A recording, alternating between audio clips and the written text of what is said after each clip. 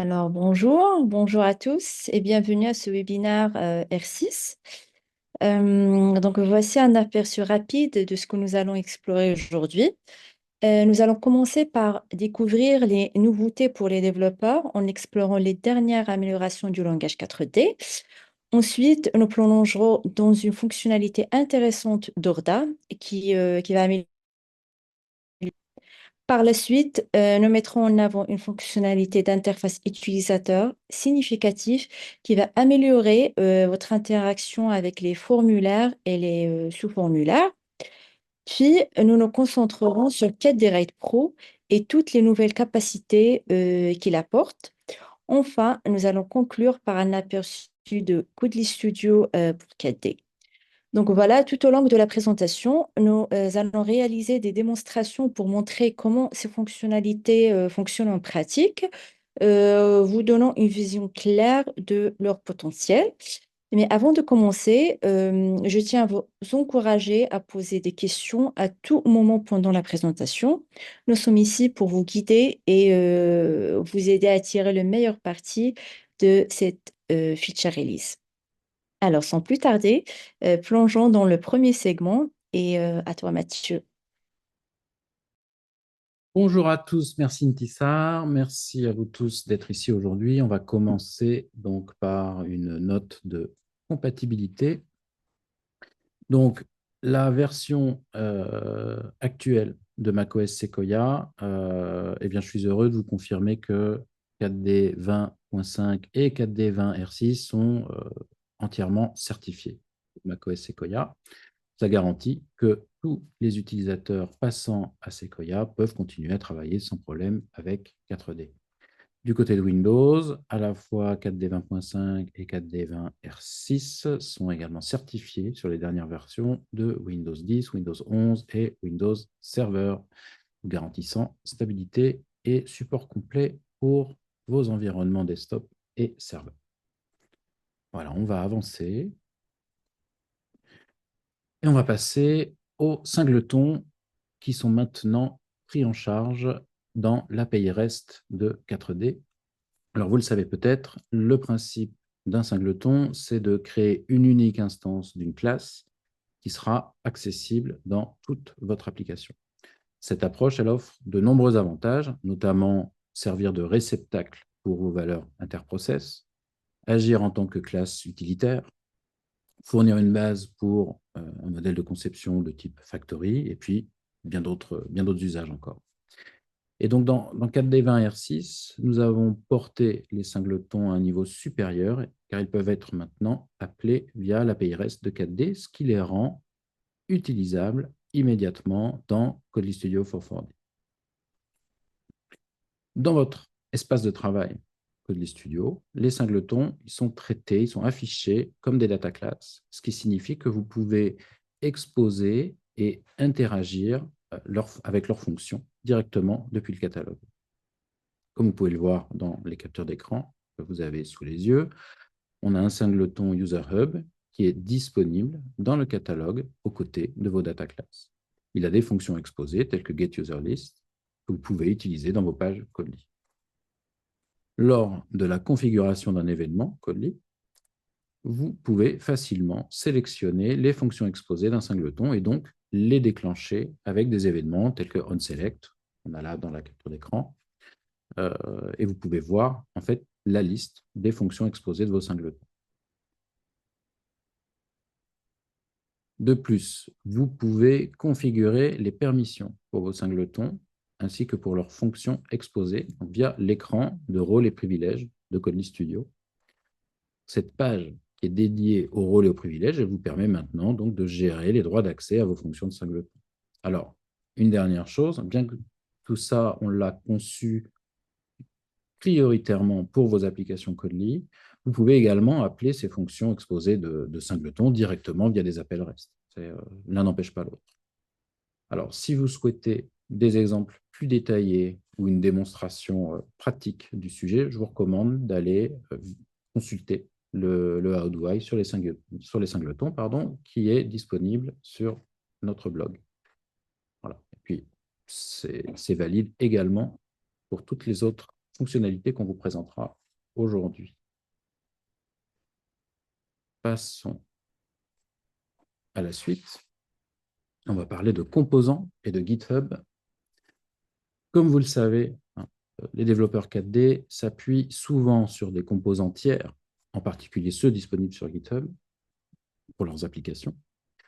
Désormais, avec cette nouvelle fonctionnalité, vous pouvez intégrer directement ces composants GitHub dans le gestionnaire de dépendances.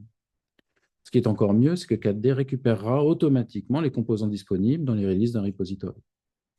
Cela signifie que vous pouvez facilement gérer et mettre à jour vos dépendances directement depuis GitHub en quelques clics seulement. Il vous suffit d'inclure le composant dans votre fichier de dépendance, comme vous pouvez le voir à l'écran.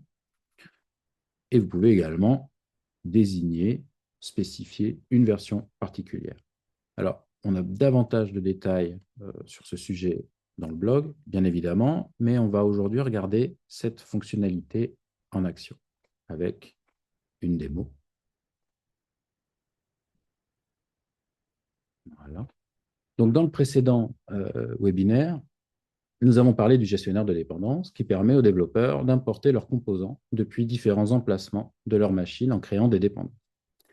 Dans 4D20R6, nous avons donc amélioré cette fonctionnalité. Désormais, vous pouvez importer directement un composant depuis GitHub sans avoir à le télécharger et à l'installer localement sur votre machine. Donc, voyons les composants installés dans cette base de données. Voici donc les composants. En particulier, le dernier, c'est le composant InfoReport. Alors, beaucoup d'entre vous le connaissent déjà. Notre support technique vous demande souvent de fournir des informations système pour analyser d'éventuels problèmes. Et 4D InfoReport, c'est un composant qui sert à ça. Alors, on voit ici l'ensemble des méthodes de ce composant. Et voyons maintenant comment installer ce composant aujourd'hui. Dans le dossier des sources, on ouvre le fichier des dépendances. Voilà. Et on voit qu'on fait référence à un fichier sur le disque au même niveau que le dossier du projet. Voilà. Le fichier, je vous le montre. Voilà. Donc, c'est la version 4 ici de 4D InfoReport. Alors, on va maintenant remplacer ce composant par la version téléchargeable sur le dépôt GitHub de 4D. Alors, on va d'abord vous montrer la page GitHub de 4D. On y va, voilà. C'est là qu'on va trouver beaucoup de composants et de projets publics. On va parcourir la page pour aller trouver, chercher le composant InfoReport. Voilà, on y arrive. Il est ici et il est listé comme public. On va cliquer pour l'ouvrir. Et une fois ouvert, vous voyez ici donc les fichiers de ce projet GitHub, ainsi que de la documentation. Et on va remonter un peu. Et sur la droite, la partie qui nous intéresse, c'est celle des releases. On peut voir qu'il y a plusieurs releases disponibles, mais pour cette démo, nous allons utiliser la dernière version. Revenons maintenant au fichier des dépendances pour référencer ce composant. Voilà. Dans notre cas, le nom du composant est 4D InfoReport. On va supprimer la référence précédente à la version 4 et indiquer que nous voulons obtenir le composant depuis GitHub. Donc, on modifie ici le nom et on rajoute un attribut ici, GitHub, pour indiquer l'emplacement du composant 4D/4D InfoReport. On va ajouter un autre attribut pour la version. Et on va simplement ici donner étoile pour récupérer la dernière version en date. Pas forcément celle qui sera taguée latest sur GitHub, la dernière version en date. On enregistre le fichier et on va vérifier ce que le gestionnaire de dépendance nous indique. Et là, hop, petit problème, comme on vient de faire des modifications, il ne va pas détecter correctement le composant. Donc, on va redémarrer l'application pour prendre en compte les changements. Et après avoir relancé 4D, on peut voir qu'il n'affiche plus de composants manquants et on voit même une icône GitHub côté de 4D InfoReport. On peut maintenant commencer à utiliser les fonctionnalités offertes par le composant. On voit bien maintenant dans l'explorateur le composant avec la liste de toutes ces méthodes. Voilà. Pour cette démo, je vais juste changer d'écran pour revenir à la présentation. Donc, encore une fois, si vous avez des questions, n'hésitez pas à les poser dans la section Q&A. On en a déjà quelques-unes et on se fera un plaisir d'y répondre par la suite. Avançons. Parlons maintenant des warnings. Alors, les warnings, ils sont essentiels pour détecter les problèmes potentiels dans votre code. Donc maintenant, vous allez pouvoir les adapter aux besoins de votre projet. Avec 4D20R6, vous pouvez définir globalement quels warnings apparaissent dans le compilateur et les éditeurs de code. Et ceci, ça vous aide à vous concentrer sur les alertes les plus importantes pour vous. Un nouvel onglet a été ajouté dans la page du compilateur, dans les paramètres de structure du projet. Et cet onglet, comme vous pouvez voir sur l'écran, il contient une liste de tous les warnings disponibles. Seuls les warnings cochés dans cette liste seront générés globalement dans la fenêtre du compilateur et dans les éditeurs de code tels que l'éditeur de code D ou VS Code. Et donc, pareillement, je vais vous montrer ça à travers une petite démo. Alors, il est très facile de détecter des warnings et de les contourner maintenant avec la nouvelle fonctionnalité que je vais vous montrer. Je vous propose d'abord d'examiner certains des warnings que des développeurs peuvent rencontrer dans leur développement. Pour les trouver rapidement, je peux lancer une vérification de syntaxe. Donc, je vais lancer cette vérification de syntaxe. Voilà.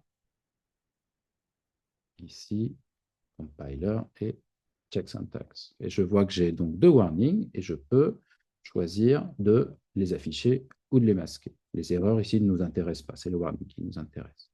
Alors, imaginons que ces warnings ils ne me poseront pas de problème. Je sais exactement ce que je fais. Je ne veux pas que 4D continue de me les signaler. Alors, dans ce cas, je vais pouvoir ajuster le paramétrage en allant directement dans les paramètres de la base de données. Je vais dans l'onglet qui va bien, ici, l'onglet warning, et je vois que chaque warning a un numéro, un code d'identification. Et là, je vais chercher 518.10. Voilà, il est ici. Et je vais le désactiver puisque je considère qu'il n'est pas gênant dans mon travail. Et je vais faire la même chose pour le second warning, 550.18. Ici, je le décoche. Donc, la prochaine fois que je vais lancer une vérification de syntaxe, eh bien, ces warnings ne s'afficheront tout simplement plus. Voilà. Donc, au final, c'est très simple de gérer l'affichage des warnings que je souhaite voir ou non pendant le développement de mon application, donc avec cette nouvelle fonctionnalité. Voilà. Je vais changer d'écran. Excusez-moi. Et on est reparti. Pour la suite, on va parler maintenant encore de permissions. Cette fois-ci, des permissions, en fait, des privilèges de la session. C'est une autre excellente fonctionnalité qui va renforcer la sécurité des données dans vos applications. Donc, globalement, c'est à ça que servent les permissions. On va rappeler que les permissions sont basées sur des concepts ORDA, les sessions web, plus précisément les sessions web scalables. Elles couvrent tous les processus web, tels que les requêtes REST, les requêtes reçues en tant que data store distant, les processus web comme les 4D actions et les balises 4D. En configurant des permissions, vous sécurisez à la source tous les accès à un serveur 4D exposé via REST, en garantissant qu'aucune donnée ne peut être accessible si la permission adéquate n'a pas été accordée. Alors, plongeons rapidement dans un exemple de fonctionnement du contrôle d'accès basé sur des privilèges. Dans le fichier role.json qu'on voit ici, par exemple, à l'écran, on va trouver donc des privilèges. Ici, un privilège read-only et un privilège editor. Le privilège editor lui-même inclut le privilège read-only. Et puis, on va trouver des rôles. Là, on a, pour cet exemple, un rôle qui s'appelle editor role, qui contient le privilège editor. Lors de l'authentification, vous pouvez utiliser la fonction ds.authentify pour attribuer un rôle à la session. C'est ce qu'on voit ici à l'écran. On fait un session.setPrivilège et on attribue le rôle, editor role, à la session. Plus tard, à tout moment, en appelant la nouvelle fonction, celle dont on parle aujourd'hui, donc get privileges, vous pouvez facilement récupérer la liste des privilèges actifs pour la session actuelle, l'utilisateur actuel. Donc, dans notre exemple, la fonction getPrivilege, elle va renvoyer deux privilèges, read-only et editor. Pourquoi? Parce que le rôle editor role contient le privilège editor, qui lui-même contient le privilège read-only. C'est ce qu'on peut voir ici dans notre capture d'écran. Alors, ça, c'est très utile à la fois au moment de débugger pour contrôler que les privilèges de la session sont bien ceux que je m'imagine qu'ils sont. Mais ça peut également être utilisé pour adapter le comportement de votre application en fonction des privilèges de la session. Voilà. On va continuer. Et on va parler de comparaison d'objets et de collections. Avec 4D20R6, comparer les références d'objets est maintenant beaucoup plus facile qu'avant, grâce aux opérateurs donc égal et différent. Ils vous permettent de déterminer si des objets ou des collections partagent la même référence ou sont distincts. Alors, par exemple, lorsque vous déclarez deux objets et que vous en assignez un à l'autre, eh bien, ils vont partager la même référence en utilisant ces opérateurs de comparaison. Vous pouvez affirmer avec confiance leur égalité ou leur différence. Alors, cela s'applique également aux collections. Les mêmes principes s'appliquent aux collections. Vous avez là deux exemples, mais vous avez également un blog post complet sur le sujet. Voilà, passons au sujet suivant.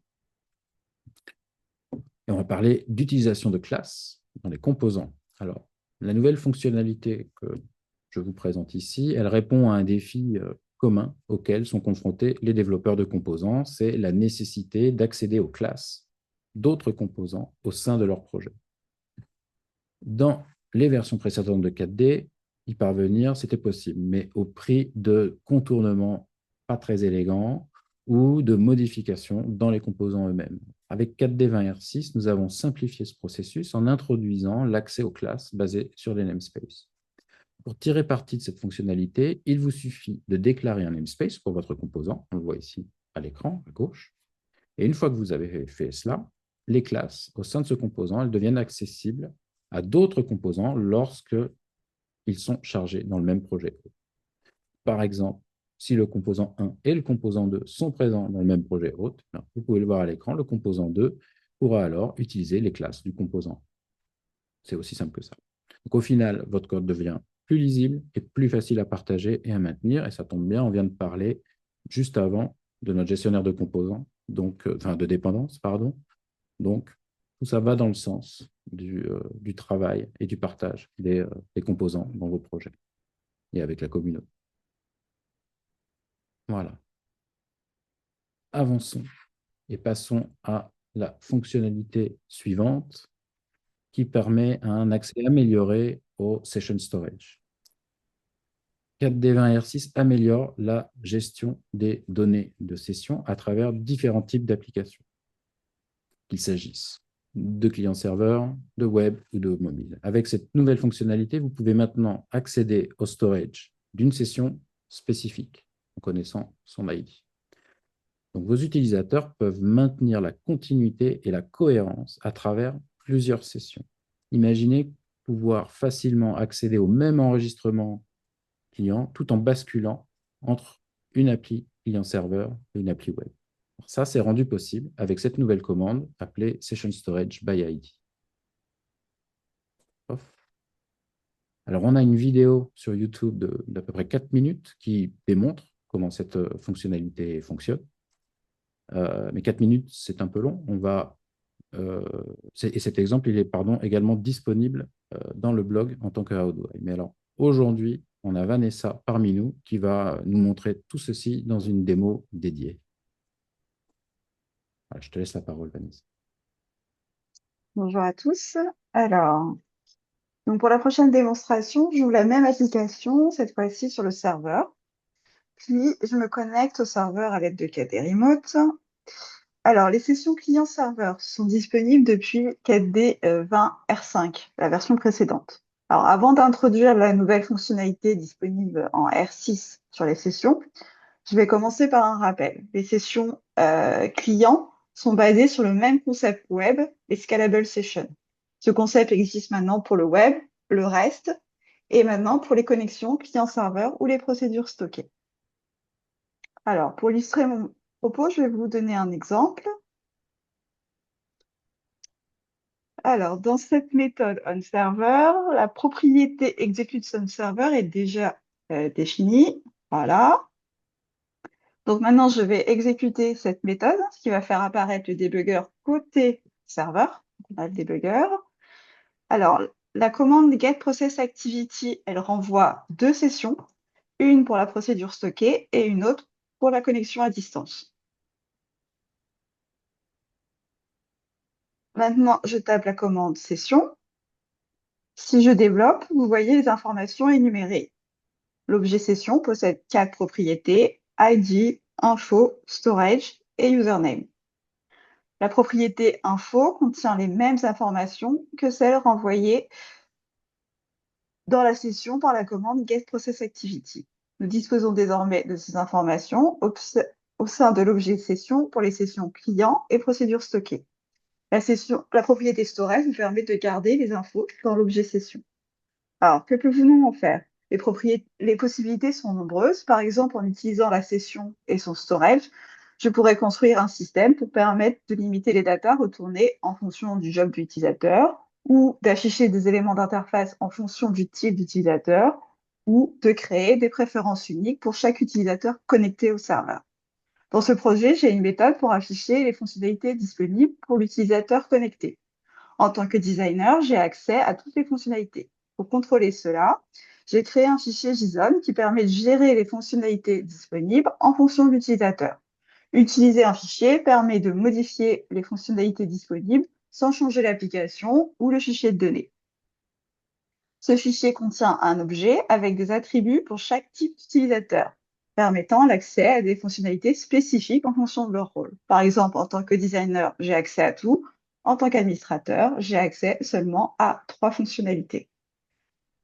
Alors maintenant, si je me reconnecte au même serveur en tant que comptable et que je vérifie à nouveau la palette de fonctionnalités, voilà, je ne vois que 3 éléments disponibles qui sont les informations qui m'ont été accordées. Ensuite, je recommence, je me connecte cette fois-ci en tant que commercial. Maintenant, je relance la palette. Et au lieu de 3, j'ai 4 options disponibles, ce qui indique que les informations sont correctement filtrées en fonction du type d'utilisateur. Alors, voici comment fonctionne la récupération d'accès. Chaque fois que j'ouvre cette palette de fonctionnalités, j'appelle une méthode pour vérifier les accès, qui est getAccess. La méthode loadAccess est appelée. Dans cette méthode, je vérifie si l'objet access est déjà chargé. Si ce n'est pas le cas, je charge le fichier dans une variable, analyse les informations JSON et les stocke dans le storage de la session courante. Et enfin, voilà, je renvoie ensuite ces informations à la plan. Alors maintenant, je vous montre comment utiliser le même concept, cette fois-ci, pour construire un module de messagerie simple dans un environnement client-serveur. Nous utiliserons le stockage de sessions pour déposer de nouveaux messages pour les utilisateurs. Alors, laissez-moi vous montrer ce que je veux dire. D'abord, je vais connecter un autre utilisateur à partir d'une machine différente. Donc maintenant, on va échanger des messages d'un utilisateur à l'autre. Donc d'abord, j'exécute Open Session List pour avoir la liste des clients connectés. Donc je vais écrire à Sales. Voilà, donc je vais lui taper un petit message.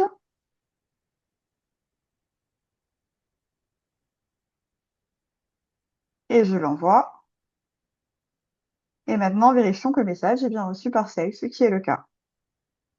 Donc je vais répondre aussi à ce message. Donc à nouveau, voilà.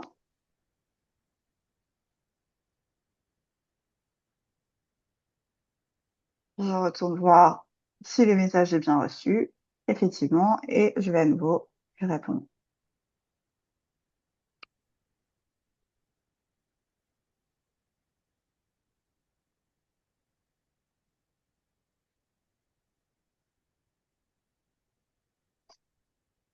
Alors, comment cela fonctionne? Maintenant, lorsque je clique sur le Send button, un message est déclenché, une méthode est déclenchée, pardon, et elle s'exécute sur le serveur. Donc, cette méthode, c'est Send message. On va l'ouvrir. Voilà. Alors, regardons son code. Donc, la méthode reçoit un objet avec le texte du message, l'expéditeur et le destinataire. En utilisant la nouvelle commande session storage by ID, j'accède au storage de la session. Une fois que j'y ai accès, je vérifie s'il existe une collection nommée message. Si ce n'est pas le cas, j'en crée une. Ensuite, j'ajoute le nouveau message avec toutes les informations et j'envoie une notification à la machine cliente où il y a un code cette fois qui interroge les nouveaux messages à afficher. Cette configuration permet une communication transparente entre les utilisateurs. J'espère que ces précisions vous aideront à mieux comprendre cette fonctionnalité et je suis impatient de voir comment vous allez tous exploiter dans vos projets. Maintenant, revenons à la présentation avec Mathieu. Merci. Merci, Vanessa. Ne t'enfuis pas si jamais il y a des questions pour y répondre. Alors, je vais reprendre le partage. Voilà. Et on y va. Et justement, en parlant de questions, c'est le moment question. Donc, on a eu plusieurs questions. Je vais les reprendre pour faire partager comment dire, tout ça avec tout le monde. Alors, elles sont un peu dans le désordre. On va essayer de les prendre ici. S'agissant des warnings d'abord, les warnings décochés ne figurent pas non plus dans le rapport créé par la commande compile project en interrogation. Alors, réponse de Damien, merci Damien. Par défaut, compile project utilise les settings, donc ils ne figureront pas. Mais les options de la commande permettent de définir un paramétrage particulier. C'est génial, on a tout. Alors, on a plusieurs questions ensuite sur les composants. Alors, j'espère que je vais les reprendre dans le même ordre, dans le bon ordre. Alors, on a bonjour. Imaginons que notre composant soit développé maison et sur un GitHub privé. Existe-t-il la possibilité d'indiquer le login et le mot de passe du compte GitHub à utiliser? Alors, il est possible, merci Damien encore, il est possible d'intégrer un composant d'un repository privé en utilisant un token de connexion et allez voir donc le blog post à ce sujet. Et vous verrez. Voilà. On a d'autres questions. Pour les composants, donc c'est uniquement lors du développement qu'on peut les mettre à jour, donc avec une version récente. Si on veut utiliser cette application déployée ou enginée, qu'en est-il des signatures et de la notarisation? Puis, question subsidiaire, c'est pour départager les exécos. Si on n'utilise pas GitHub, mais un serveur GitLab on-premise ou privé, que se passe-t-il? Alors, réponse de Damien. C'est génial, Damien. Si on ne t'avait pas. Oui, les composants sont téléchargés lors du développement et donc embarqués dans l'application finale au moment du build. Donc, pas de risque de casser la signature de l'application. Pour le moment, ça j'aurais pu y répondre. Nous permettons un accès uniquement à GitHub. Et oui, j'allais faire la même réponse. Mais c'est bien, Damien, il est bien élevé. Il est possible de faire une demande de feature sur le forum à ce sujet. Voilà. Merci, Damien. Merci. Dernière question sur les composants. Je ne sais pas dans quel ordre ça arrivé. Donc, le composant est compilé dans ce cas. Pour l'interrogation, il est intégré comment dans les applications générées? Ça ressemble un peu à la question d'avant. Donc, le composant n'est pas forcément compilé. Il faut le compresser au format zip et le déposer dans une release GitHub.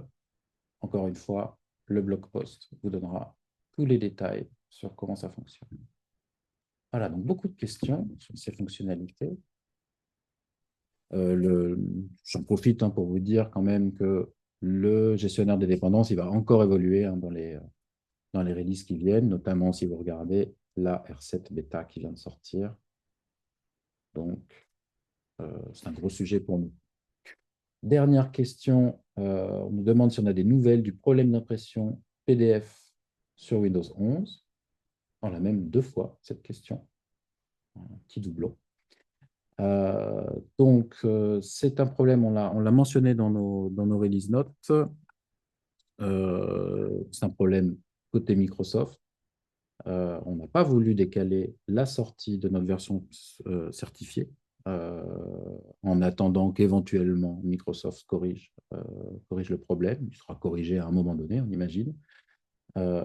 Donc, notre version certifiée est sortie et on a pu, à ma connaissance, corriger le problème dans une nightly build de la LTS et très probablement aussi, je ne sais pas tous les détails, dans les nightly des feature release. Voilà. Donc, vous avez des corrections qui sont disponibles pour vous aider à surmonter ce problème de Microsoft.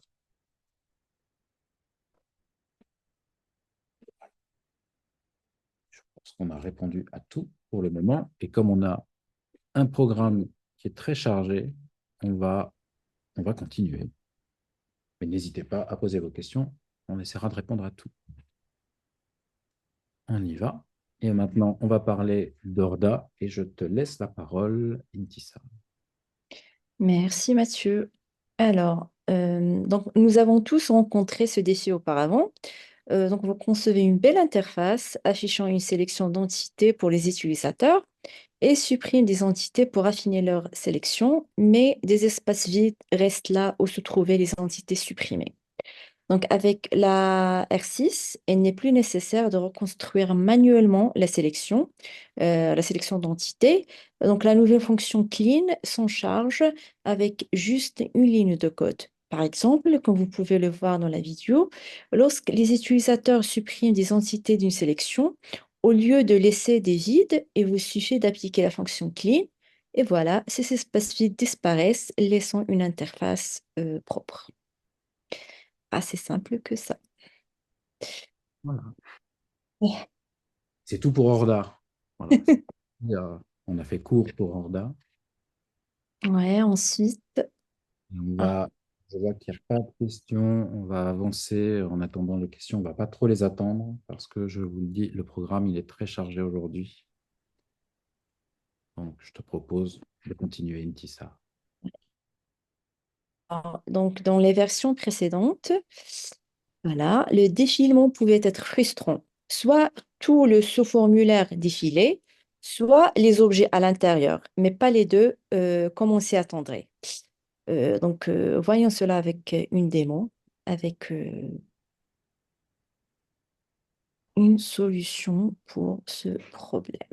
Alors, donc voilà, jusqu'à la version 20 R5, la gestion du défilement à partir du bouton de la souris ou bien d'un trackpad pouvait parfois entraîner des blocages lorsqu'un sous-formulaire contenu lui-même des objets scrollables, comme par exemple du texte, des listes ou bien des images. Alors, laissez-moi vous montrer de quoi je parle. Ok. Donc ici, nous avons un formulaire simple. Ok. Ce formulaire est un formulaire parent. Il contient un objet sous-formulaire qui est une référence à ce formulaire. Maintenant, dans ce formulaire, il y a plus d'un sous-formulaire. Il possède également, donc voilà là, ses propres 3 sous-formes. Chacun étant une référence à ce formulaire qui est un peu plus grand que ce que vous avez vu dans le formulaire précédent, le formulaire parent. Alors, ici, lorsque vous exécutez ce formulaire, ouais, non, on va l'exécuter. Donc voilà, donc lorsque vous exécutez le formulaire, vous pouvez utiliser votre souris, bien sûr, en utilisant la barre de défilement. Vous pouvez monter et descendre, n'est-ce pas? Maintenant, qu'est-ce qui se passe-t-il si vous utilisez par exemple votre trackpad ou la molette de défilement? Bien sûr, vous pouvez. Maintenant, si vous déplacez votre souris, cela signifie que vous passez au contexte du formulaire parent. Donc, voici le problème dans les versions précédentes. Les objets scrollables du sous-formulaire défilaient correctement, mais une fois la base de ces objets atteinte, le défilement cessait totalement, alors qu'elle aurait dû s'appliquer au sous-formulaire lui-même, d'où la sensation du blocage.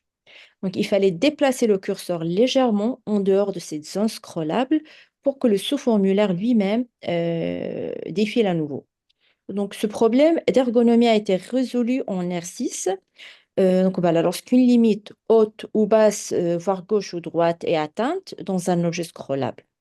Dans ce cas, l'action de scroll est automatiquement appliquée à son parent en remontant de parent en parent s'il y a plusieurs niveaux de ce formulaire. Donc, encore une fois, est un comportement que tout le monde aujourd'hui considère comme naturel, car c'est le comportement des pages web, par exemple. Donc voilà, c'est tout pour la démo.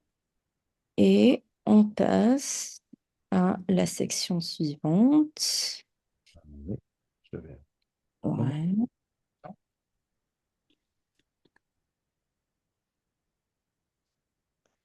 Alors ensuite, on a KD Red Pro. On a des questions. Ah, on a des questions, ok, Ah, on peut super. peut-être, on n'a pas beaucoup, on peut peut-être, on va avancer sur 4D Ride Pro et puis on fera une petite pause question juste après 4D Ride Pro. Ça marche, ok, ce que tu veux. Donc, vas-y, Ok. continue. Ouais, donc la première feature, ouais. Donc voilà, comme vous le savez, les tableaux d'enquête des RAID Pro peuvent être peuplés par des sources de données avec des options de personnalisation étendues. Mais que faire si une source de données est vide? Donc avec la R6, l'attribut WK-Empty Data Source vous permet de gérer l'affichage des tableaux sans données. Par exemple, si un tableau sans données n'est pas pertinent, vous pouvez facilement le masquer avec la commande affichée à l'écran. Mais ce n'est pas seulement une question de masquer un tableau. Donc, l'attribut WK Empty Data Source vous permet de définir précisément le comportement d'un tableau lorsque sa source de données est vide, offrant quatre options puissantes. La première, donc afficher la ligne de données, le paramètre par défaut. Dans ce cas, le tableau apparaîtra avec son en-tête et une ligne de données vide. Donc, on a masqué la ligne de données en conservant les lignes d'entête et de pied de page, mais en masquant la ligne de données elle-même. Ensuite, on a masqué l'ensemble du tableau, une excellente façon d'éliminer voilà, donc les désordres inutiles. Et finalement, afficher une ligne d'espace réservé, donc un placeholder, vous permettant de fournir un message clair ou un espace réservé lorsque les données sont manquantes. Donc, vous pouvez consulter le How do I lié à cet article de blog où toutes ces options sont illustrées. Continue. Voilà. Donc là, un sujet important et d'actualité, c'est l'intégration et l'extraction de documents au sein des fichiers PDF A3 avec CAD-Direct Pro. Donc, dans le blog précédent, nous avons montré comment gérer des factures électroniques grâce à cette fonctionnalité. Comme vous le savez, la facturation électronique devient obligatoire dans plusieurs pays européens, notamment en France et en Allemagne. Cela rend l'extraction de fichiers XML intégrés à ces PDF non seulement utile, mais essentiel pour la conformité. Donc, la R6 inclut donc un composant dédié pour extraire ces fichiers intégrés de vos documents PDF. Donc, vous êtes maintenant prêt à envoyer et recevoir des factures électroniques dans votre application 4D bien en avance sur ces exigences. Alors, là, on passe à une démo. Mhm. Voilà. Donc voilà, comme je disais, la version R6. Dans cette version, nous avons créé un composant disponible en téléchargement sur GitHub. Donc nous allons maintenant tirer parti du gestionnaire de composants pour l'utiliser. Donc là, nous allons accéder au dépôt de ce composant. Voilà, ici nous avons le composant et vous pouvez voir qu'il y a également des informations sur la version, le numéro de version. Nous allons revenir au fichier de dépendance. OK. Nous allons choisir la même approche que celle que nous avons vue dans la première démonstration de Mathieu. Nous créons un bloc de dépendance qui sera référencé sous le nom de ce composant QPDF. Donc là, maintenant définissons des attributs supplémentaire. Alors, où est-ce que j'obtiens le composant? Je l'obtiens depuis 4D/4DQPDF. Ensuite, je définis le numéro de version souhaité. Voilà. Et c'est tout. Donc, enregistrer et fermer ce fichier dépendance. Nous allons revenir et jeter un coup d'œil rapidement. D'accord. Alors, donc voilà. Maintenant, elle est là, mais nous devons redémarrer l'application pour que le composant soit téléchargé et activé et soit fonctionnel. Donc, vous correspond au temps de téléchargement du composant référencé. Alors, on vérifie encore une fois. Voilà. Elle est active et prêt à l'emploi. Là, on peut jeter un coup d'œil aux informations du composant dans l'explorateur. Ouais. Donc, voilà, vous pouvez voir qu'il est maintenant listé ici. Et il ne contient qu'une seule méthode qui est tout ce dont vous avez besoin. Donc, on peut par exemple consulter la documentation fournie avec le composant. Elle est vraiment très simple. Elle indique exactement ce que vous allez obtenir lorsque cette commande aura été exécutée. Donc, ce que je vais faire maintenant, c'est passer à un exemple concret. Donc, je vais copier simplement l'exemple de code ici et revenir à mon espace de travail. Donc, dans ma méthode, je colle la méthode. Donc, je sais que mon document est sur le bureau. Je vais copier le nom. Donc, c'est invoice.pdf. Je vais le placer ici. Je vais dans mon dossier système, puis bureau. Et à la fin, je dois lui indiquer d'utiliser le chemin correct. Voilà. Donc, c'est tout ce que je dois faire. Le résultat sera une collection. Et plaçons un point d'arrêt ici. Et tout ce que j'ai à faire, c'est d'exécuter la méthode du composant. Donc, voici le résultat de cette exécution. J'ai obtenu une collection de 3 éléments. Chacun correspond, à une des pièces jointes. Voilà.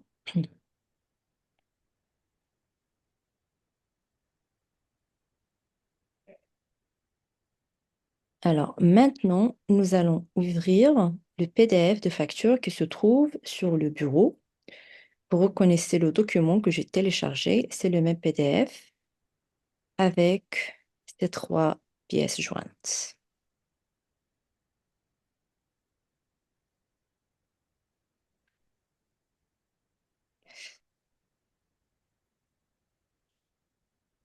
Donc voilà, donc cette fonctionnalité vous donne toutes sortes d'idées sur ce que vous pouvez en faire. Et comme nous venons de le voir, la facturation électronique est bientôt obligatoire dans certains pays européens, dont la France et l'Allemagne, est un exemple parmi d'autres. Mais elle peut agir aussi de reçu, de bon de commande, ou bien de documents fiscaux. Donc voilà, on peut revenir à la présentation, c'est tout pour la démo. On va passer donc aux questions et aux réponses. Donc, on a 2 questions sur le clean Orda qu'on a montré un peu avant, et une question sur... Oh là là, non, en fait, il y a beaucoup plus de questions. Oh là. Alors, on va y aller. Pourquoi le clean n'est pas fait automatiquement lors d'une suppression? C'était quoi l'intérêt des lignes vides? Alors, le clean, il est là pour déjà vous simplifier quelque chose que vous pouviez faire avant avec quelques lignes de code. De mémoire, on n'a pas voulu l'automatiser, oui, pour chaque suppression. Ça pourrait poser dans certains cas des problèmes de performance. Donc, si vous supprimez à différents moments pas mal comment dire, d'entités, ce serait dommage qu'à chaque fois, pour chaque suppression unitaire, il y ait un clean. Donc, de mémoire, c'est pour cette raison. Et Marie-Sophie pourra peut-être nous éclairer davantage. Après, une entity sélection, elle n'est pas tout le temps affichée dans une listbox. Donc, quand elle est uniquement en mémoire, l'intérêt de faire un clean automatique à chaque fois, il n'est pas forcément, comment dire, c'est pas forcément pertinent. Je vois que Marie-Sophie est en train de répondre. Elle pourra préciser ma réponse ou me dire si j'ai répondu à côté. Euh, Deuxième question, mais c'est plus une remarque qu'une question. Merci pour le clean, d'autant que les suppressions d'entités posaient le problème que quand des entités étaient ajoutées dans la base, elles prenaient le numéro interne et pouvaient s'afficher à la place des entités précédemment supprimées. Oui, très bien. On voit une personne contente de cette nouvelle fonctionnalité.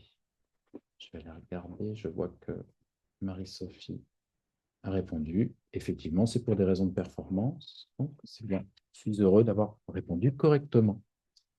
Le composant PDF A3, est-ce qu'il nécessite, le composant pardon, pour extraire les pièces jointes du PDF A3, est-ce qu'il nécessite une licence Write Pro? Non, il ne nécessite pas de licence Write Pro. C'est un composant séparé de Write Pro. Voilà. Par contre, c'est toute la génération des PDF A3 et l'inclusion dans les pièces jointes, des pièces jointes dans PDF A3 qui là demande une licence. Write Pro. Oh, oh, oh. Est-ce qu'il y aura une commande PDF set attachment? Bien, en fait, non, je viens de vous donner quasiment la réponse, c'est que la partie attachement, rajout de pièces jointes, elle se fait, elle, avec 4D. Pourquoi avoir fait un composant et pas une commande? Alors, pour extraire le PDF, ça, je peux vous répondre assez facilement. Euh, Autant la génération de factures électroniques, on a, ça, je vous en avais parlé dans les précédents webinaires. Nous, on a voulu miser sur 4D Write Pro parce que c'est notre machine à faire des documents, à produire des documents avec des templates, avec des data context, etc. Donc, ça générait déjà 4D Write Pro, déjà des PDF très jolis, synchronisés avec vos données. Donc, il nous a paru totalement logique de passer par ce chemin-là.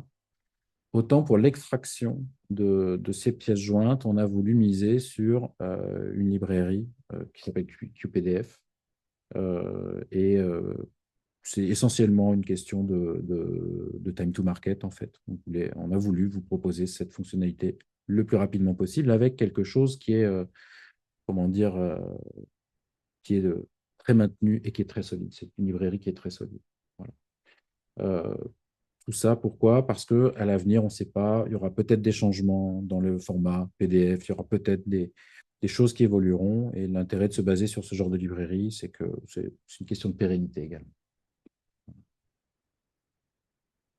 Euh,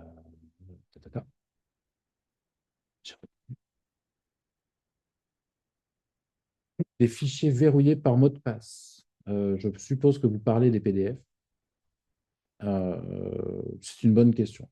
Je n'ai pas la réponse à cette question-là. Euh, Peut-être que Roland l'aura. On peut la garder pour plus tard. Je n'ai pas essayé personnellement les fichiers verrouillés par mot de passe.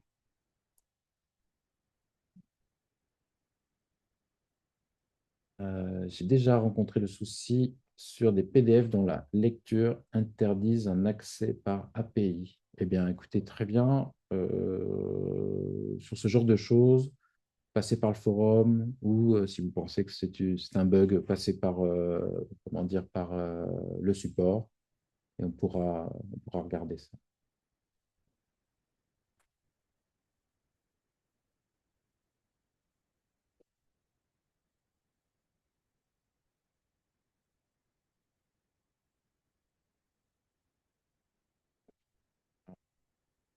J'ai répondu à peu près, c'est plusieurs questions en une.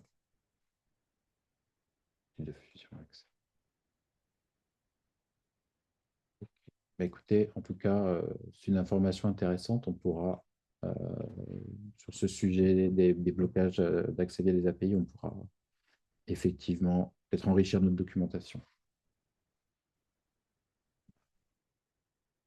On va continuer. Hop. Beaucoup de questions aujourd'hui. Beaucoup de questions. Et eh bien, écoutez, il faut que nous avancions puisqu'on a maintenant c'est maintenant le moment de passer à Codely Studio for 4D, Codely Studio pour 4D. Je reprends la main.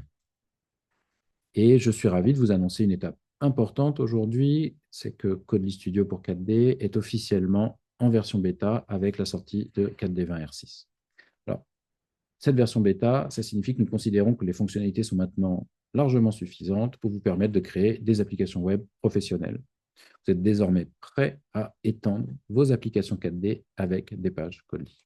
Alors, Codely Studio, c'est votre outil accessible via un navigateur web pour concevoir des pages Codely. Vous avez un exemple à l'écran qui déroule, qui vous montre le genre d'ergonomie que vous pouvez obtenir. Alors, ces pages, elles sont riches de toute une série de composants d'interface utilisateur, d'un support CSS complet, qui vous permettent des designs hautement personnalisables. Et le meilleur dans tout ça, c'est que vous pouvez facilement associer des événements utilisateurs, comme des clics sur des boutons, comme des chargements de pages, directement à votre code Orda 4D en utilisant des Codely Source. Mais que faire si vous ne trouvez pas le composant graphique parfait pour vos besoins? Eh bien, ne vous inquiétez pas, grâce aux composants personnalisés, aux custom components, vous avez la liberté d'ajouter tout ce dont vous avez besoin, depuis des widgets très spécifiques jusqu'à des widgets de visualisation de données plus avancés, comme des graphiques ou des cartes. De plus, de nombreux composants personnalisés sont déjà disponibles sur GitHub, ce qui facilite énormément l'extension de vos applications en quelques clics. Mais on a une autre fonctionnalité vraiment remarquable, c'est celle des états de page. Ces états, ils vous permettent d'avoir en fait plusieurs états visuels pour vos pages Codely. Et il est incroyablement simple d'activer ou de désactiver ces états, que ce soit pour changer l'aspect de votre page en fonction d'un clic de l'utilisateur ou, ou pour adapter le visuel dynamiquement en fonction d'une valeur d'une Codely source ou d'un privilège utilisateur. On en a parlé tout à l'heure des privilèges utilisateurs. Donc, les possibilités, elles sont vraiment presque infinies. Et on verra ça dans quelques minutes. S'agissant de la connexion et de la déconnexion, elle est plus facile que jamais. Configurer votre serveur 4D reste en mode force login. Concevez votre page de connexion, tel que l'exemple qui est ici à l'écran, et le tour est joué. Aucune licence 4D n'est utilisée, n'est consommée tant que l'utilisateur ne s'authentifie pas. Et tout ça, on va le voir dans une démo. Asseyez-vous bien sur vos sièges. Marie-Sophie, c'est à toi. Bonjour, donc bienvenue dans cette démo Codely Studio. Pour cette démo, on va utiliser une application 4D existante. Donc, c'est une application de prise de rendez-vous entre médecins et patients. Donc, comme il s'agit d'une application 4D existante, on a déjà ce formulaire 4D que vous voyez à l'écran, qui est un formulaire pour gérer les patients. Donc, c'est la liste des patients. Donc, on peut sélectionner un patient, donc le visualiser avec son dernier et son prochain rendez-vous. On peut également mettre à jour un patient, comme ceci. Grâce à la fonctionnalité de recherche, on peut rechercher un patient. Et enfin, on peut créer, ajouter un nouveau patient.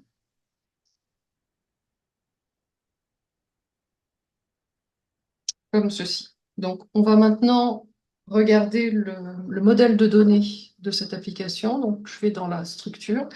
On a une data class appointment pour les rendez-vous, avec un attribut when qui est une date et un attribut what time qui est un time. Et une data class people qui contient à la fois les patients et les médecins. On a un premier attribut de relation, donc patient, qui est une entity people, et un deuxième attribut de relation qui est docteur, donc qui est aussi une entity people. Si on regarde donc les données que l'on a actuellement dans l'application, on peut utiliser le Data Explorer et donc voilà donc tous les rendez-vous que l'on a pour le moment dans l'application.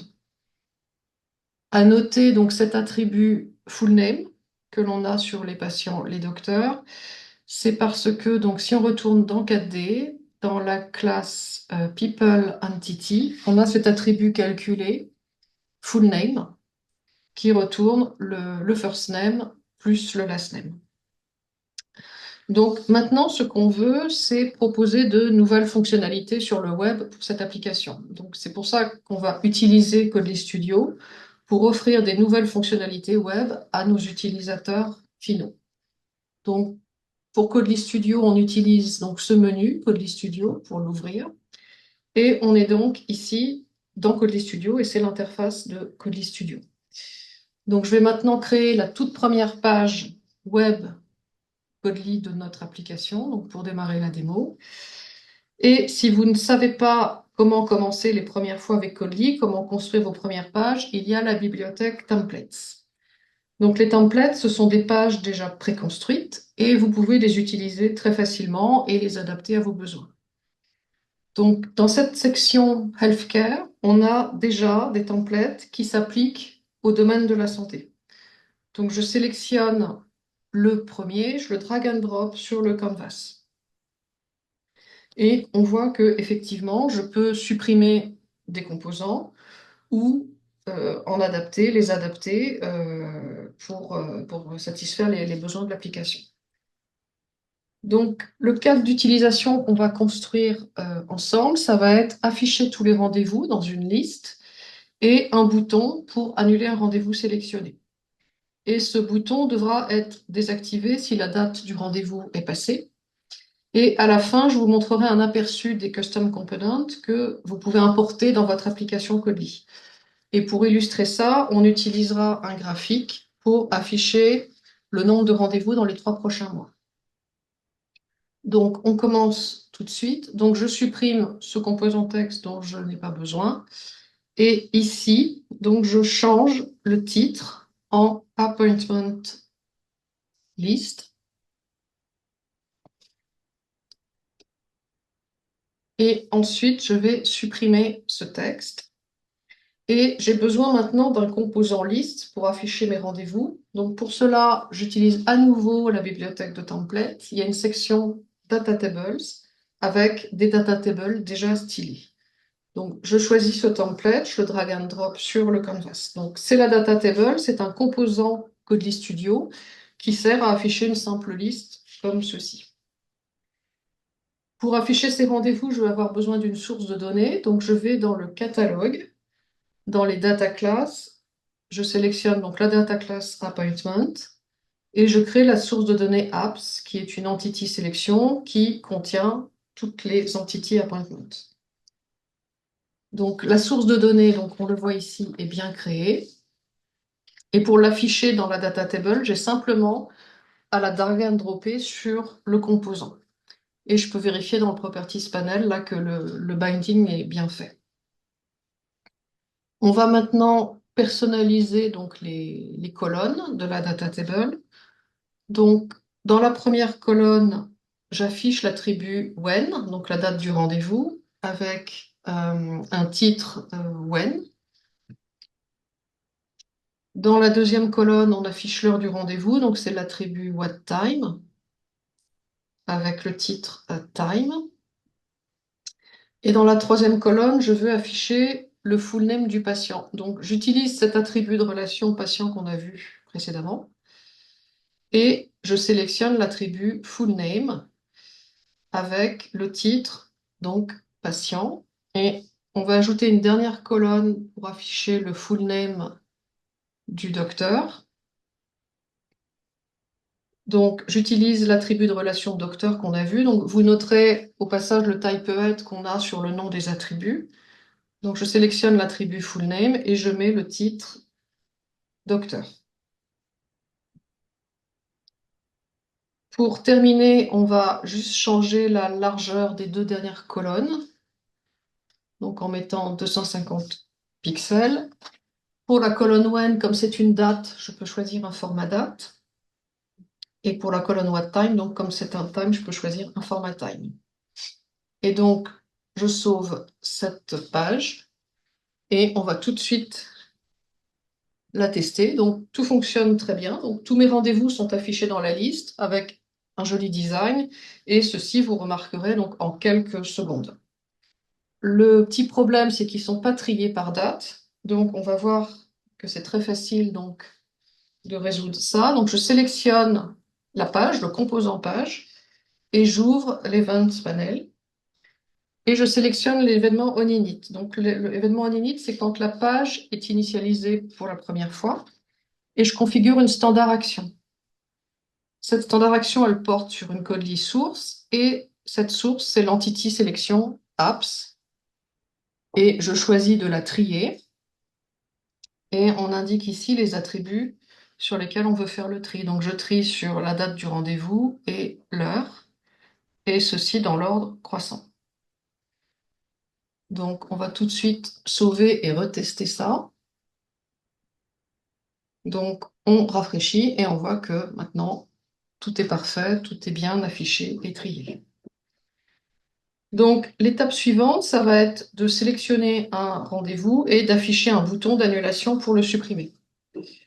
Donc, on a déjà ce bouton grâce au template que l'on a utilisé. Donc, je retourne dans Codely Studio et je vais changer le libellé de ce bouton.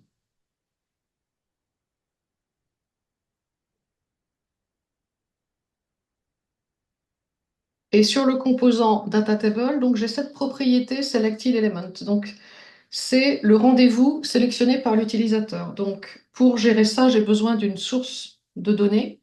Donc, c'est pourquoi, à partir de la data source apps, je crée la source de données, donc selected app, donc qui est une entity et dont la valeur initiale va être la première entity de l'entity sélection apps. Et je drag and drop cette source de données sur la data table. Et on peut vérifier que le binding est bien fait. Ensuite, je sélectionne le bouton et j'ouvre l'Event Panel. Et sur l'événement OnClick, je vais configurer une standard action sur la source de données Selected App et je choisis l'action Drop. Donc, après cette suppression, comme on l'a vu précédemment, l'entity sélection apps va contenir des espaces vides pour les entités supprimées. Donc, pour éviter ces lignes blanches sur l'interface, je vais configurer une seconde action standard. Donc, ici, qui va porter sur ma source apps et je choisis l'action clean pour que cette sélection soit nettoyée des entités supprimées. Et donc, on reteste. Donc, on va rafraîchir la page. Donc, par exemple, ici, je sélectionne le deuxième rendez-vous. Je clique sur le bouton et on voit qu'il est bien supprimé. Et de nouveau, je sélectionne le deuxième rendez-vous de la liste. Je le supprime et on voit qu'il est bien supprimé. Donc, on va encore améliorer ceci. Le bouton d'annulation, logiquement, devrait être désactivé si l'utilisateur sélectionne un rendez-vous passé, puisque à ce moment-là, l'interface n'en sera que plus cohérente et dynamique. Donc, on va réaliser ceci très facilement grâce aux états. Donc, je retourne dans Codely Studio. Donc, les états permettent de construire une interface utilisateur dynamique qui évolue selon les actions de l'utilisateur ou le contexte d'utilisation. Donc, dans cette section States, donc la section État, je crée un nouvel état, Disable Cancellation. Voilà, donc l'état est créé. On a donc la page de base, ici, et l'état. Donc, l'état, c'est une variante de la page de base. Donc, dans cet état, je vais, pour le bouton, appliquer une autre couleur d'arrière-plan, donc plutôt un rouge, et je le désactive grâce à cette propriété Disabled. Et ce qu'on veut, c'est que cet état soit activé si le rendez-vous sélectionné est dans le passé. Donc pour ça, je vais retourner dans 4D pour vous montrer donc la classe Appointment Entity qui a un attribut calculé très simple, isPast, c'est un booléen qui retourne true si le rendez-vous est passé. Et on va voir tout de suite dans Codely qu'un état peut être lié à une condition. Donc pour cet état, Disable Cancellation, j'ouvre l'éditeur de conditions et j'ajoute une condition.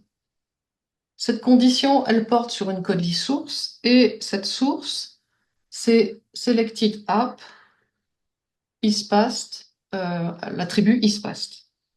Donc, quand selected app isPassed est vrai, à ce moment-là, l'état Disable Cancellation est activé. Sinon, l'état n'est pas activé et l'utilisateur pourra cliquer sur son bouton d'annulation. Donc, on va maintenant tester ce changement. Donc, on sauve, on rafraîchit la page.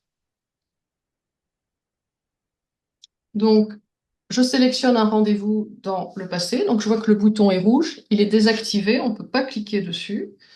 Et si je sélectionne un autre rendez-vous dans le passé, donc même chose.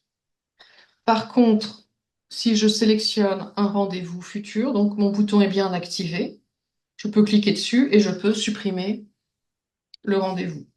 Et ainsi de suite, on peut le faire une deuxième fois. Donc, on sélectionne un rendez-vous futur et on peut le supprimer.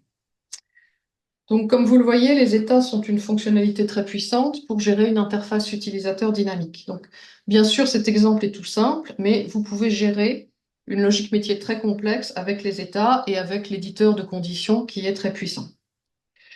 Donc, au début de la démo, je vous avais parlé d'afficher un graphique. Donc, c'est maintenant le moment de parler des custom components. Donc, Codely Studio propose des composants, comme on l'a vu, la data table, le bouton, mais les développeurs peuvent aussi créer en React des custom components qui répondent précisément à leurs besoins.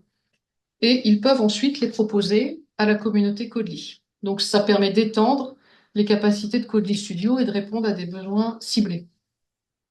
Donc, sur ce repository GitHub, vous trouvez tous les custom components actuellement disponibles. Et là, je choisis le graphique Apex Chart. Donc, vous pouvez aussi également développer vos propres custom components si vous le souhaitez. Et on voit ici que chaque custom component possède sa documentation et notamment les informations sur la source de données associées au composant et la structure qu'elle doit avoir. Donc, je vais télécharger ce composant grâce au lien Letis qu'on a à droite. Donc, je clique dessus et je télécharge le composant. Et ensuite, on retourne dans Codely Studio pour l'uploader dans notre application. Donc, grâce à cette icône en haut à gauche, Upload Component. Donc, je clique sur cette icône et je suis les étapes. Donc, j'indique le composant que je viens de télécharger. Donc, c'est très simple, c'est très facile. Donc là, on clique sur Install. Et ensuite, donc, on peut voir que ce composant maintenant se trouve dans la section Custom Component avec tous ces graphiques disponibles. Et nous, on utilisera le ARIA. Donc, avant de commencer, je vais enlever sur la partie droite tous les composants inutiles dont on n'a pas besoin. Et dans la stylebox qui est là, je drag and drop le graphique ARIA. Donc, un custom component, il a des propriétés qui lui sont spécifiques. Donc, par exemple, ici, pour le graphique, le titre. Donc, je change le titre. On voit que le titre, là, a été changé sur le graphique. Et également, si on descend un peu dans le Properties panel, on voit que le composant a besoin d'une Codely source pour fonctionner. Donc, on va créer cette source. Donc, je crée cette source. Donc, sur les sources de la page, donc, je crée la source statistics, donc, qui est de type objet. C'est la documentation qui indique que c'est un objet. Et je bind cette source avec le composant graphique, donc toujours par drag and drop. Et on peut vérifier ici que le binding a bien été fait. Sur ce graphique, on veut afficher, donc, comme on l'a dit, le nombre de rendez-vous pour les 3 prochains mois. Donc, pour cela, j'ai déjà une fonction donc, qui a été faite. Donc, de retour dans 4D, sur la data class appointment, on a cette fonction apps statistique. Donc, on ne va pas rentrer dans les détails d'implémentation. Ce qui est important, c'est de voir qu'elle retourne un objet qui contient le nombre de rendez-vous pour les 3 prochains mois. Donc, de retour dans Codely, comme cette fonction renvoie des statistiques, je veux obtenir ces statistiques à chaque fois que l'entity sélection apps change. Donc, c'est pourquoi j'édite ma source apps et sur l'événement onChange, je vais configurer donc un appel de fonction pour appeler donc cette fonction apps statistique qu'on vient de voir. Et le résultat de cette fonction doit aller dans l'objet, dans la source statistics qui est bindée avec le graphique. Donc il y a un dernier petit setting à faire avant. Donc sur mon graphique, sur l'axe Y, je veux que le pas soit de 4 et la valeur minimale de l'axe Y, je vais mettre 0.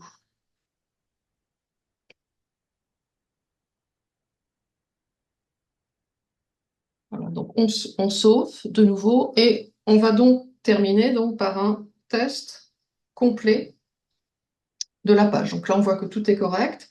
Lorsque la page est initialisée, l'entity sélection apps est construite avec toutes les entities. Donc l'événement onChange est déclenché et c'est pour ça qu'on appelle la fonction app statistique qui fait donc du coup que le graphique est déjà à jour avec les bonnes données. Si on regarde la liste des rendez-vous, je vois que en novembre, j'ai 10 rendez-vous, 3 en décembre et 6 en janvier. Non, 5, pardon, 5 en janvier. Donc, je vais sélectionner un rendez-vous passé, donc comme prévu, donc je ne peux pas l'annuler. Par contre, si je sélectionne un rendez-vous futur en novembre, donc celui-ci par exemple, je l'annule et mon graphique est maintenant à jour avec 9 rendez-vous parce que l'entity sélection apps a changé, donc les statistiques ont été rafraîchies grâce à l'appel de la fonction. Donc, je peux refaire la même chose en sélectionnant de nouveau un rendez-vous futur, donc par exemple celui-ci. Donc, le graphique est à jour avec 8. Et une petite dernière fois pour le fun avec un troisième. Donc, on le supprime et le graphique est maintenant à jour avec 7 rendez-vous. Donc, c'est la fin de cette démo. J'espère qu'elle vous a plu. Comme vous pouvez le voir, vous pouvez très facilement et rapidement étendre votre application 4D sur le web grâce à Codely Studio, qui vous offre des fonctionnalités qui sont tout à la fois variées, puissantes et, comme on l'a vu, faciles à utiliser. Donc, je vous remercie de votre participation et à bientôt pour d'autres démos. Merci, Marie-Sophie. Je reprends la main. On arrive à la fin. On va bientôt répondre aux questions. Hop. Alors, la suite, c'est que déjà, je vais prendre un petit moment pour remercier tous les développeurs qui ont déjà commencé le voyage avec Codely. Ils sont nombreux. On est vraiment ravis de toute la créativité qui ressort de tout ça, de l'innovation qu'on a pu voir, jusqu'à présent. Et ne vous inquiétez pas, il y a encore beaucoup de choses à venir. Nous ajoutons continuellement de nouvelles fonctionnalités, malgré le fait que nous ayons aujourd'hui dépassé le jalon de la bêta. On continue d'améliorer le produit. Alors, restez à l'écoute. Vous verrez beaucoup de nouvelles fonctionnalités dans un futur proche. Et si vous ne savez pas par où commencer, eh bien, consultez nos tutoriels, nos démonstrations sur le blog. N'oubliez pas de visiter la documentation sur développeur.4d.com et développeur.codely.com. On va passer aux questions. Alors, on en a quelques-unes. Première question. Si l'on souhaite créer ou modifier des documents dans Codely, cela se passe comment? Alors, entre parenthèses, par exemple, des documents Write Pro. Alors, clairement, des documents Write Pro, aujourd'hui, vous ne pouvez pas les modifier depuis un écran Codely directement. ce que vous pouvez parfaitement faire, on aura des applications de démo prochainement sur le sujet, c'est avoir une représentation, par exemple, PDF de votre document WritePro qui apparaît à l'écran dans un iframe. Mais par contre, effectivement, la modification de ces documents, soit vous passez par de l'interface utilisateur Codely et puis vous injectez ces informations-là dans votre document WritePro et vous générez un PDF, soit il va les faire en back-office. Voilà, clairement. L'intégration WritePro, c'est quelque chose qu'on a en tête. Aujourd'hui, le mieux à faire, c'est de nous le demander sur, comment dire, sur le forum. Et nous, on aimerait bien voir la quantité de demandes qu'on a à ce niveau-là, parce que c'est quand même un travail qui n'est pas neutre. Voilà. Si vous voulez voir ça un jour dans le produit, faites-nous la demande. Discutez-en entre développeurs dans la communauté et dites-nous. Comme ça, nous, on pourra se rendre compte de l'intérêt qu'il y a derrière ça. Alors, autre question. Est-il prévu des passerelles entre Codely et SaaS? Donc, vous connaissez notre offre SaaS, d'une part, et puis Codely 4D que nous avons vu aujourd'hui. Alors, une précision, parce que passerelle, c'est assez large. Donc, je peux déjà vous parler d'une passerelle qui existe déjà, que vous pouvez déjà utiliser aujourd'hui. C'est tout ce qui est Open Data Store. Vous pouvez parfaitement, depuis un Codely dans notre offre SaaS, aller interroger un ou plusieurs serveurs 4D premises, et inversement, un serveur 4D peut interroger un serveur Codely dans le SaaS via du Open Data Store. Ça, c'est une passerelle. Et là, la question est un peu plus précise. On parle d'un autre genre de passerelle, par exemple, pour migrer un projet 4D Codely dans le SaaS. Alors, il n'y a pas de passerelle automatique. Il y a quelques différences entre un projet dans le SaaS et un projet Codely, en fait, et un projet fait avec Codely Studio 4D, notamment au niveau de la structure, notamment au niveau du langage, puisqu'on est dans du Codely Script d'un côté et dans du langage 4D de l'autre. Donc, il y aura, si vous voulez migrer, il y aura du travail manuel aujourd'hui à faire. Par contre, toute la partie page, les Codely Pages, les événements, etc.,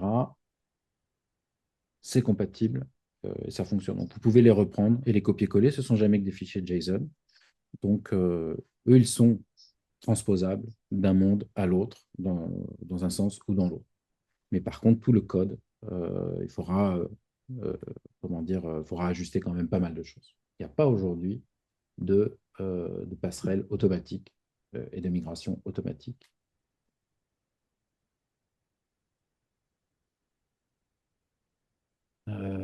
J'ai une question ici. Est-il possible d'utiliser une source de données 4D distante comme Codely Source dans le SaaS? Donc, j'ai répondu partiellement à cette question. Donc, aujourd'hui, vous allez pouvoir vous allez pouvoir le faire, mais essentiellement, ça va se passer côté back. C'est-à-dire que vous n'allez pas voir, vous ne pouvez pas aujourd'hui, dans un projet Codely, que ce soit 4D ou qu'il soit dans le SaaS, vous n'allez pas pouvoir voir directement vos Codely sources distantes apparaître dans le catalogue. Ça, c'est quelque chose qu'on prépare. C'est quelque chose qu'on aura dans un avenir, plus ou moins proche en fonction de la demande. Par contre, côté back, ça, vous pouvez le faire. Vous pouvez le faire dans votre code et comment dire, appeler des Codely sources distantes, des sources de données distantes.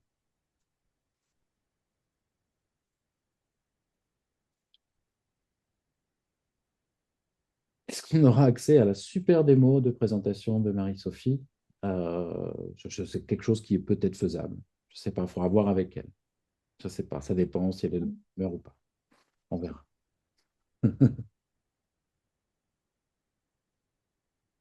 Je pense que c'est faisable. J'avais d'autres questions là, déjà répondu. Oui, si l'on souhaite valider côté serveur que l'action est bien autorisée, donc là, la personne se réfère à la suppression, à l'annulation des rendez-vous qu'a montré Marie-Sophie.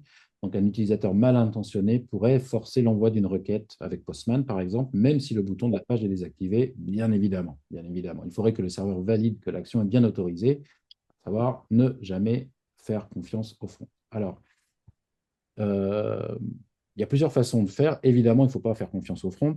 Ce qu'on a montré dans cette démo avec Marie-Sophie, c'est comment on va adapter l'interface à un certain contexte. On a pris cet exemple-là, mais il y a beaucoup d'autres choses qu'on peut faire avec les états. C'est vraiment une fonctionnalité puissante. Donc là, on a voulu désactiver le bouton. Mais évidemment, la requête reste derrière, elle reste actionnable. Donc vous avez plusieurs moyens de le faire, plusieurs moyens d'éviter que des actions non souhaitées soient faites. La première, ça va être d'utiliser ce qui vient tout de suite à l'esprit, et à l'esprit de Marie-Sophie, c'est les permissions. Donc, vous pouvez très bien dire que tel genre d'utilisateur ne peut pas supprimer de données de l'application. Mais là, c'est suffisant, effectivement, dans ce contexte-là, puisqu'on veut interdire les rendez-vous passés.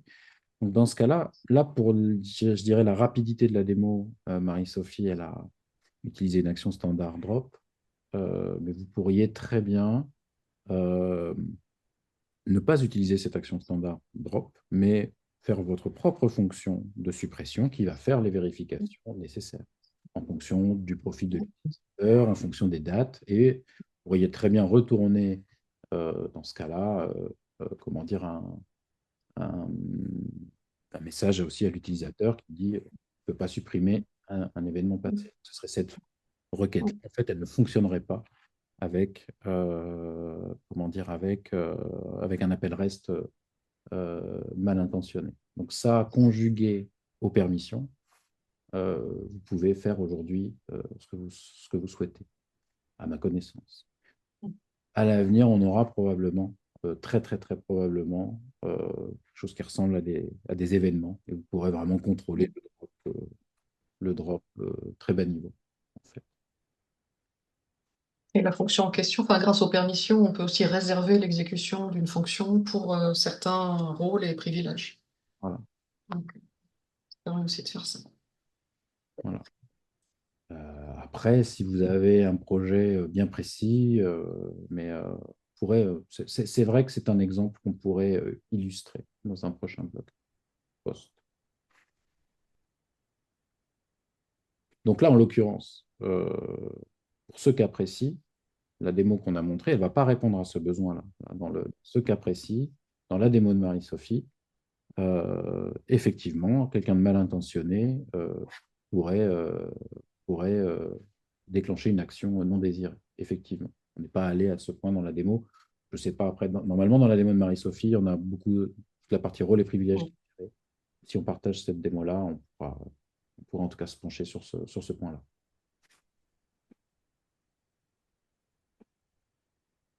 Quelqu'un nous répond que la démo était jolie. Ben, merci, c'est normal, c'est Marie-Sophie qui l'a faite. Voilà.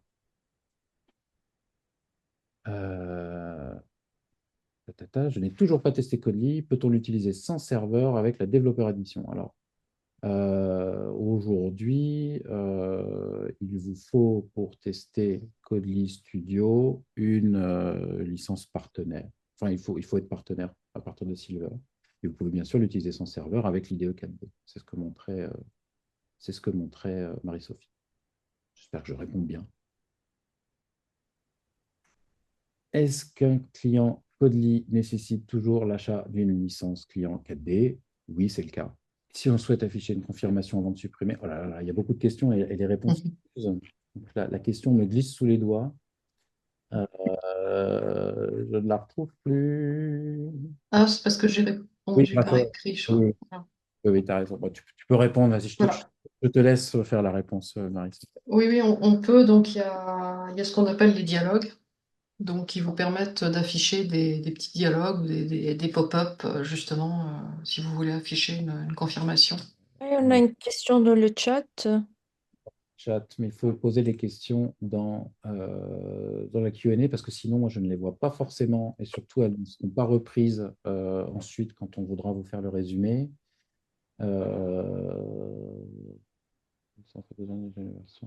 Surtout les sujets licence, on ne va pas avoir le temps parce qu'on est déjà très en retard. on vous répondra comment dire, directement à l'issue, parce que là, on a déjà une demi-heure de retard.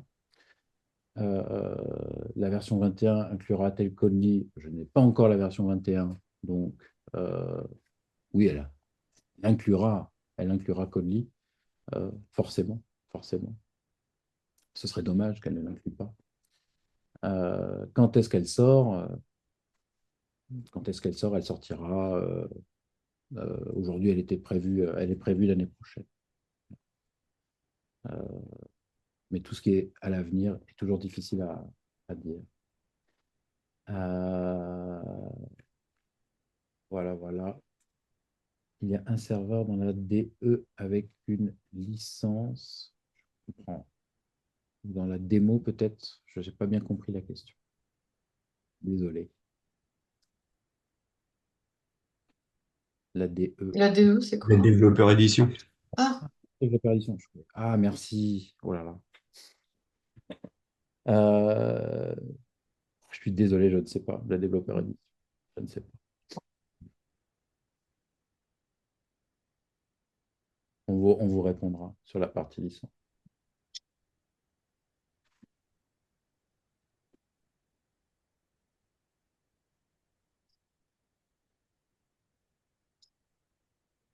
Je note que vous êtes intéressé, en tout cas.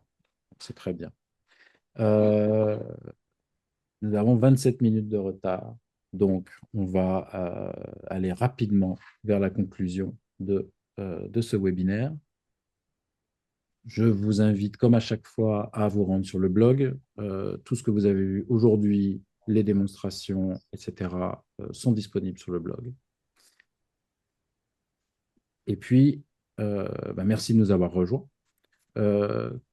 On apprécie vraiment toujours d'avoir vos retours suite à ce webinaire pour qu'on puisse toujours l'améliorer. On a choisi cette fois de vous faire davantage de démonstrations. On ne peut pas le faire pour chacune des features parce que le webinaire serait interminable, parce qu'on a à chaque fois beaucoup de nouvelles fonctionnalités. Donc, moi, je vous invite à nous transmettre vos retours. Est-ce que vous avez trouvé que c'était mieux avec des démos ou moins bien? Est-ce que vous préférez quelque chose de plus condensé, de plus long, etc., etc. N'hésitez pas. N'hésitez pas aussi à toutes vos demandes, tous vos besoins, à nous les transmettre sur la section des feature requests sur le forum. On la consulte toujours de très près. Voilà. Je vous remercie tous. Et puis, au prochain webinaire. Voilà. Merci. merci. Merci beaucoup. Merci, salut. Au revoir.